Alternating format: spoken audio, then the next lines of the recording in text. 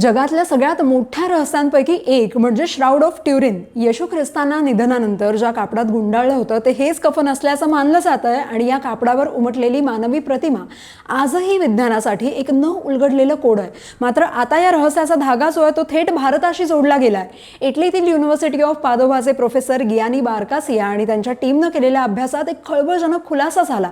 2015 मध्ये त्यांना या कफनावरील धुळीच्या कणांमध्ये भारतीय वंशाचे DNA M56 आणि R8 हॅलो ग्रुप्स आढळले होते. आता 1978च्या नमुन्यांचे मेटाजेनोमिक अनालिसिस या प्रगत तंत्रज्ञानानं परीक्षण केलं असता त्यातल्या मानवी DNA मध्ये तब्बल 40% धागेदोरे भारतीय असल्याचं समोर आलंय.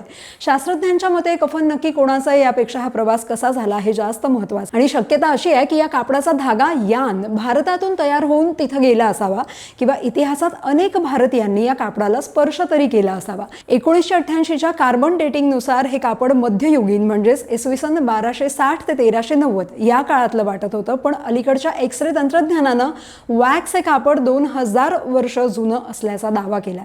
जर हे कापड येशू ख्रिस्तांच्या काळातलं असेल तर भारतीय DNA सापडणं ही जागतिक इतिहासातील मोठी घटना म्हणावी लागेल.